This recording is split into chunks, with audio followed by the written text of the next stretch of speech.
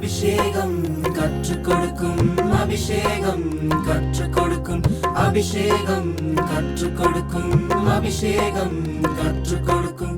இன்றைக்கு அபிஷேகம் கற்றுக் கொடுக்கும் என்கிற இந்த நிகழ்ச்சியில உங்களை நான் வரவேற்கிறேன்.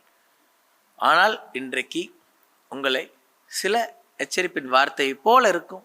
ஆனால் பரிசுத்த ஆவியானவர் உங்களை சரி பண்ணுவதற்கும், திருத்துவதற்கும், நம்மை புடமிடுவதற்கும், டியூன் பண்ணுவதற்கும் உதவி செய்ய போகிறார்.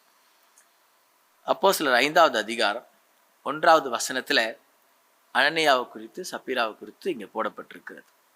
ஒரு நாள் அனனியாவும் சப்பீராவும் தன்னுடைய காணியாட்சி இடத்தை விற்று, இந்த அனனியா என்கிற மனுஷன் தன்னுடைய மனைவிக்கு தெரிஞ்சு ஒரு பார்ட் வித்த தொகையில் ஒரு பார்ட் எடுத்து வீட்டில் வச்சுட்டு மிச்சத்தை கொண்டு வந்து பேதுருவாகிய ஊழியக்காரனிடத்தில் கொடுக்குறார்.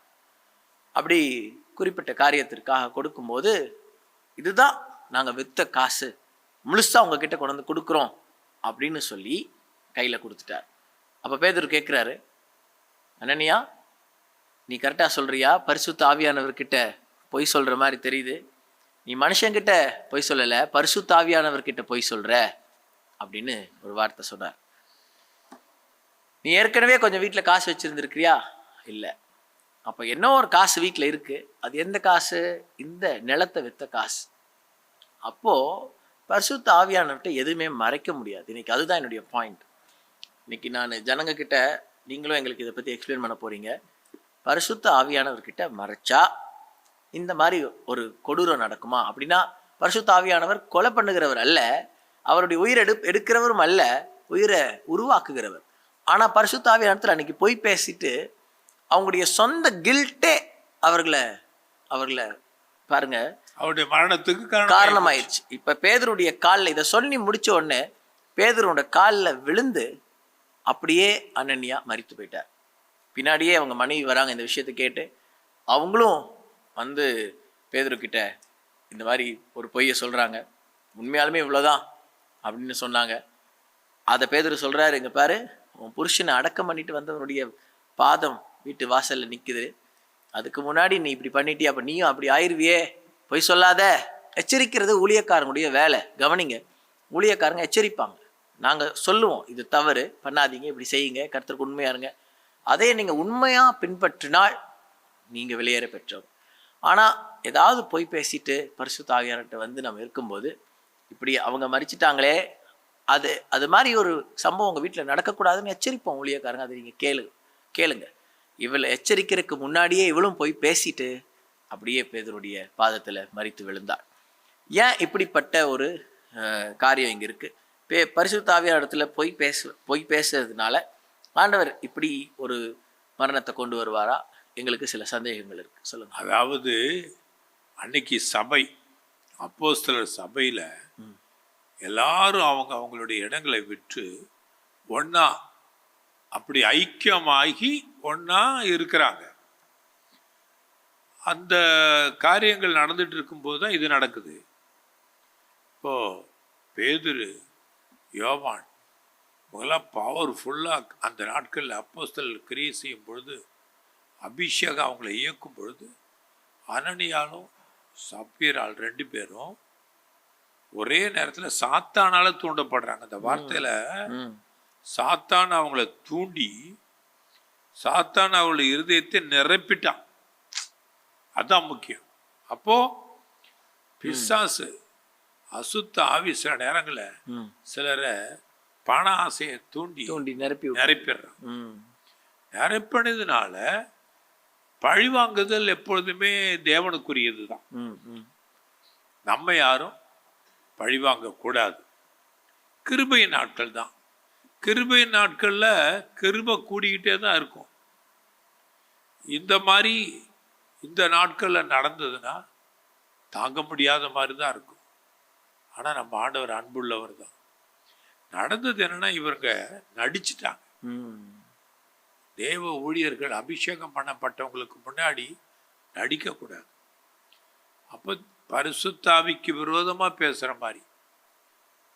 கர்த்தர் வந்து எல்லாவற்றையும் அறிவார்.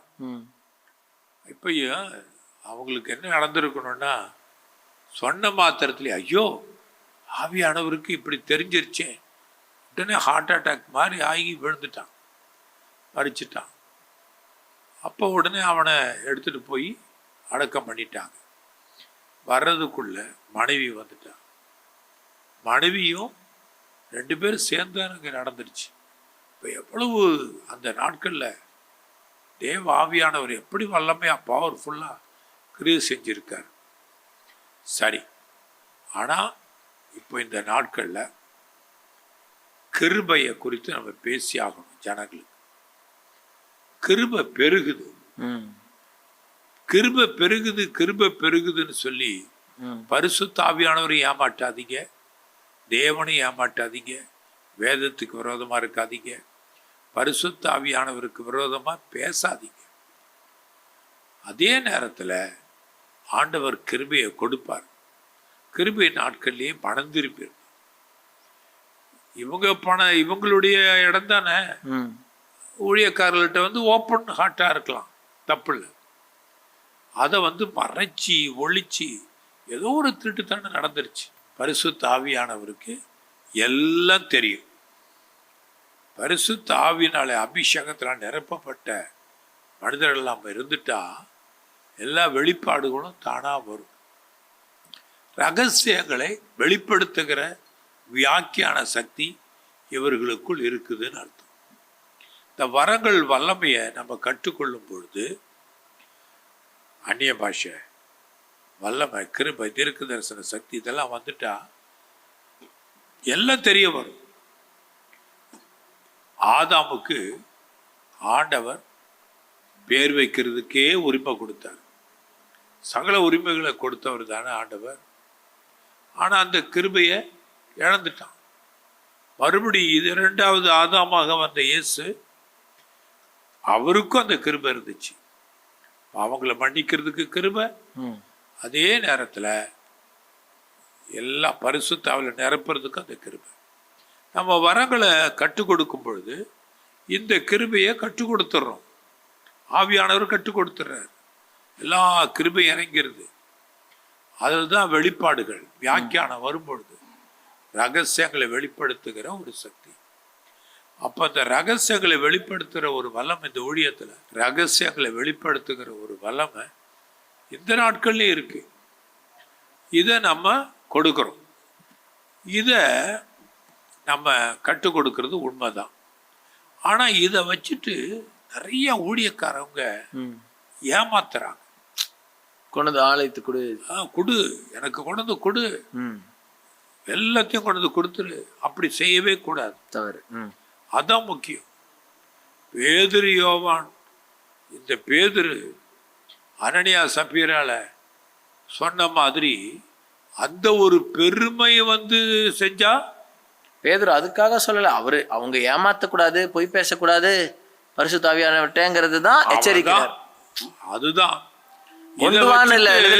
அதாவது ஊழியக்காரவங்கிற போர்வையில யாராவது ஜனங்களை ஏமாத்துனீங்க, ஜனங்களை சபிச்சிங்க, ஏமாத்தி அப்பாவிகளை ஆக்கி அவங்கள ஒண்ணுக்கு உதவாதவங்களை ஆக்குனீங்க, அது மிக மிக தப்பு.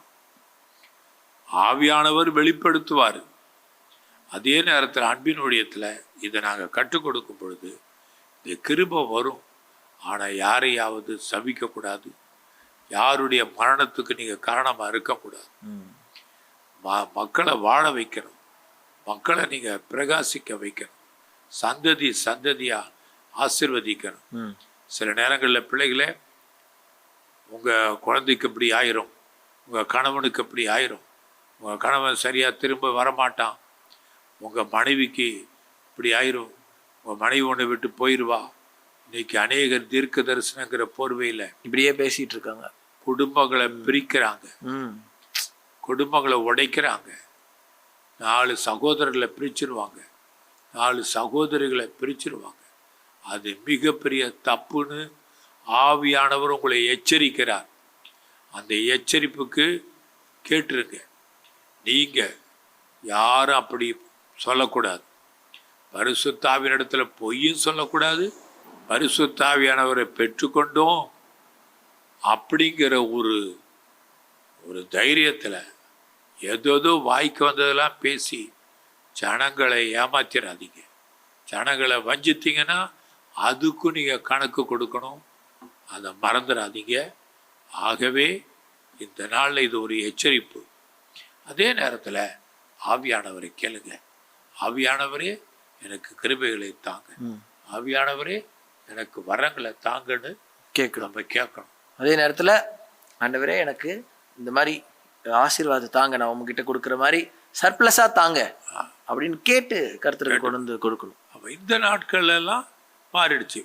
தசம பாகம் 10% கர்த்தருக்கு, அதை நம்ம கொடுக்கணும். தசம பாகத்தை கொடுத்து ஆண்டவரை சோதித்து பார்த்தா அளவுக்கு அதிகமாக ஆண்டவர் ஆசீர்வதிப்பார்.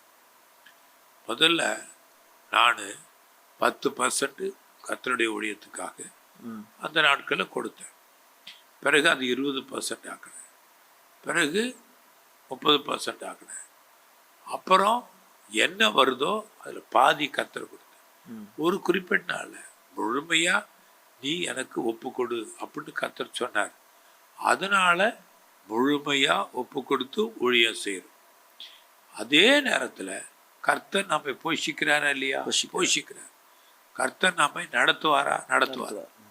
அன்றன்றைக்கு வேண்டிய அப்பத்தையும் நமக்கு தருவார். உங்களுக்கு தெரியுமா, ஆண்டவருடைய பிள்ளைகளை, உங்களுக்கு ஆஸ்தி, ஐஸ்வர்யம், செழிப்பு எல்லாம் உங்களுக்கு கொடுப்பார். கர்த்தருடைய ஊழியத்துக்காக கொடுக்க கற்றுக்கொள்ளுங்கள். கர்த்தருடைய ஊழியத்துக்காக தசம பாகங்களை விதைக்க கற்றுக்கொள்ளுங்கள். கர்த்தருடைய ஊழியத்திற்காக காணிக்கைகளை கொடுங்கள். மல்கியா 3வது அதிகாரம் 10வது வசனத்தில் ஆண்டவருடைய களஞ்சியம், ஆண்டவருடைய பாதம், ஊழியம் நிரப்பப்படுவதற்கு காரணமாக இருந்து நீங்கள் ஜெபிச்சு பார்த்தீங்கன்னா வானத்தின் பலகணிகளை திறந்து இடங்கொள்ளாமல் போக மட்டும் உங்களை ஆசீர்வதிப்பே அப்படி கர்த்தர் சொல்றார். ஆகவே நீ செய்ய போற ஜபத்துல மக்கள் ஆசீர்வாதமா மாறணும்னு ஜெபிக்கணும், பரிசுத்தாவில நிரப்பப்படணும்னு ஜெபிக்கணும். இந்த வல்லமையை பெற்றுக்கொள்வதற்கு ஜனங்க வந்து இந்த கிருபைகளை பெற்றுக்கொள்ளணும். அது நிச்சயமா ஆண்டவர் உங்களுக்கு கொடுப்பார். கர்த்தருக்காக கொடுத்து யாரும் இழைப்படைய மாட்டீங்க. கர்த்தருடைய சமூகத்துல உங்களை ஒப்பு கொடுத்து ஜெபிங்க. ஜெபிப்பாங்க. ஸ்தோத்திர ஆண்டவரே, இப்பொழுதே இந்த டீச்சிங்கை கேட்ட என் ஜனங்களுக்கு மேலாக இறங்கி வார். என்ன பாடுகளோடு கூட ஒருவேளை பிசாசு அவர்களை தூண்டிவிட்டு ஏதோ ஒரு இடத்துல போய் பேச வைத்திருக்கலாம். ஒருவேளை குடும்பத்தில், சபையில், ஊழியத்தில் என் ஜனங்கள் ஏதாவது தவறுகள் பொய்னால, பிசாசு தூண்டப்பட்டதுனால செய்திருக்கலாம். அதை இப்பொழுதே நீர் மன்னிக்கும்படியாய் நாங்கள் ஜெபிக்கிறோம். அதே நேரத்தில் சிலருக்குள்ளாக அப்படி பேசினது நிமித்தம் ஏதோ ஒரு கில்ட்டி கான்சியஸ் உள்ளுக்குள்ளாக இருந்து கொண்டே இருக்கிறது. கர்த்தர்கிட்ட மறைச்சது, ஊழியக்காரங்க கிட்ட மறைச்சது, உங்களை ரொம்ப பிரியமா நேசித்தவர்கள்கிட்ட மறைச்சது, இதெல்லாம் என் ஜனங்களுக்கு ஒரு கில்ட்டியா இருந்தா இப்பொழுதே பரிசுத்த ஆவியானவரே தானே அதை மாற்ற முடியும். பரிசுத்த ஆவியானவர் சுகமாக்குகிற தேவன், காயங்களை கட்டுகிறவர், அடி காயங்களை கட்டுகிறவர். இப்பொழுது என் ஜனங்களுடைய எல்லா காயங்களும் கட்டப்படட்டும். அவர்களுக்கு மேல் நீர் வரங்களை தரும்படியாய் நாங்கள் ஜெபிக்கிறோம். ஆண்டவரே, அவர்களை நீர் கொடுக்கிற அளவுக்கு ஆசீர்வாதமாய் மாற்றுங்க. அன்னைக்கு எல்லாரும் அப்படி ஆலயத்துக்கு கொண்டு வந்து கொடுக்க பார்த்தாங்க. அதுல இந்த பிள்ளைகள் கொடுக்கிறேன்னு சொன்னதை, இல்லை கொடுக்கிறேன்னு மனசுல ஒப்புக்கொண்டதை கொடுக்காம விட்டுருந்தா இப்படிப்பட்ட ஒருவேளை மரணங்கள் போல கில்ட்டியா இருந்திருக்கலாம். ஆனா இன்னைக்கு என் ஜனங்களுக்கு சர்ப்ளஸா கொடுங்க, நிறைவா தாங்க, அதிகமா தாங்க, கொடுக்கிற மாதிரி தாங்கப்பா. ஏழைகளுக்கு இறங்குற மாதிரி கொடு. அப்படி ஒரு ஆசீர்வாதம் வரட்டும். என் ஜனங்களும் ஆசீர்வதிக்கப்படணும், அவர்கள் மூலமா மற்றவங்களும் ஆசீர்வதிக்கப்படணும். ஆண்டவரே, அந்த கொடுக்கிற இருதயத்தை என் ஜனங்களுக்கு நீர் தரும்படியாய் நான் ஜெபிக்கிறேன். விசேஷமாய் இந்த நாளில் ஆண்டவரே, நாங்கள் எல்லாரும் எங்களை தாழ்த்துக்கிறோம். ஊழியக்காரர்களாக நாங்களாக இருந்தாலும் சரி, இதை பார்க்கிற ஊழியர்களாக இருந்தாலும் சரி, இந்த அன்பின் ஊழியம் ஒரு நாளும் யாரிடத்திலும் உன் பணத்தை கொண்டு வா, உன் காசை கொடு என்று கேட்டதில்லை. ஆனால் உண்மையாக உத்தமமாக உமக்காக நாங்கள் ஊழியம் செய்கிறோம். அதே நேரத்தில் யாராவது அப்படி ஏதாவது சின்ன தவறுகளில் விழுந்திருந்தால், ஊழியர்களோ யாராவது மனிதர்கள் உம்மை நேசிக்கிறவர்கள் ஊழியக்காரர்கள் விழுந்திருந்தால் இப்பொழுது அவர்களை நீர் மனம் திரும்ப வைக்கும்படியாய் நாங்கள் ஜெபிக்கிறோம். ஒரு அற்புதத்தை செய்யுங்க, அடையாளங்களை உண்டு பண்ணுங்க. அபிஷேகம் கற்றுக் கொடுக்கும் என்கிற இந்த நிகழ்ச்சி அன்பையும் கற்றுக் கொடுக்கும், வேதத்தின் மறைபொருள்களையும் கற்றுக் கொடுக்கும், உண்மையை உண்மை என்று கற்றுக் கொடுக்கும். இயேசுவின் நாமத்தில் ஜெபிக்கிறோம் எங்கள் நல்ல பிதாவே, ஆமென். தொடர்ந்து நிகழ்ச்சிகளை பாருங்க. கர்த்தர் உங்களை ஆசீர்வதிப்பார். அபிஷேகம் கற்றுக் கொடுக்கும், அபிஷேகம் கற்றுக் கொடுக்கும், அபிஷேகம் கற்றுக் கொடுக்கும், அபிஷேகம் கற்றுக் கொடுக்கும். நீங்கள் பார்த்துக் கொண்டிருப்பது உங்கள் power of God TV, redefining power, reaching millions.